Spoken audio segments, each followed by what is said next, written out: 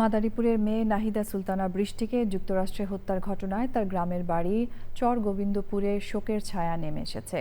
এমন মেধাবী শিক্ষার্থীর মৃত্যু কোনোভাবে মেনে নিতে পারছেন না আত্মীয়স্বজন, গ্রামবাসী। ঘটনার সাথে জড়িতদের শাস্তি ও মরদেহ দেশে আনার দাবি জানিয়েছেন তারা। মাদারীপুর প্রতিনিধি রাহাত হোসাইনের রিপোর্ট। সদর উপজেলার খোয়াজপুর ইউনিয়নের চরগোবিন্দপুর গ্রামের নাহিদা সুলতানা বৃষ্টি নোয়াখালী বিজ্ঞান ও প্রযুক্তি বিশ্ববিদ্যালয় থেকে পড়াশোনা শেষ করে উচ্চশিক্ষার জন্য 7 মাস আগে যুক্তরাষ্ট্রের ফ্লোরিডা যান। বাবা জহির উদ্দিন আকন্দ একটি বেসরকারি প্রতিষ্ঠানে কর্মরত থাকার সুবাদে ঢাকায় তাদের বসবাস। তবে প্রতি বছর ঈদের সময় সপরিবারে আসেন গ্রামের বাড়িতে। 2 ভাই বোনের মধ্যে বৃষ্টি ছোট। খবরটি পৌঁছানোর পর স্তব্ধ হয়ে পড়েন আত্মীয় স্বজন। 7 দিন পর কিডন্যাপ করার পর আজকে যেমন তার মরদেহ উদ্ধার হয়েছে, যেভাবে হোক আমার বিচার চাই।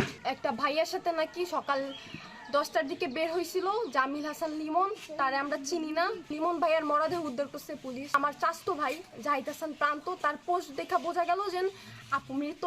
গ্রামের মুখ উজ্জ্বল করা মেধাবী শিক্ষার্থী বৃষ্টির এমন নৃশংস মৃত্যুতে শোকাহত পুরো গ্রাম।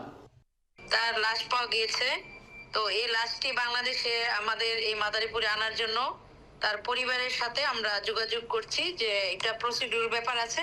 আমরা এটা প্রবাসী কল্যাণ মন্ত্রণালয়কে এই বিষয়ে ব্যবস্থা গ্রহণ করার জন্য অনুরোধ করব। বাংলাদেশ সরকারের কাছে আবেদন যে আমাদের লাশটা যেন তারা আমাদের পৌঁছাই দেয়। তার মারিয়া হলে আমরা তো তাদের সুস্থ বিশ্বাস চাই। এত বড় সরকারি দেশে কিন্তু এইভাবে নিখোঁজ হয়ে গেল। পড়ালেখার চান্স পাইছে, পড়ালেখা করাইছে, এভাবে যে এরকম হইব তা আমরা জানি না। ঘটনার সাথে জড়িতদের বিচার এবং নিহত বৃষ্টির মরদেহ দ্রুত দেশে আনার দাবি স্বজন ও এলাকাবাসীর। মাদারীপুর থেকে রাহাত হোসাইন, চ্যানেল আই।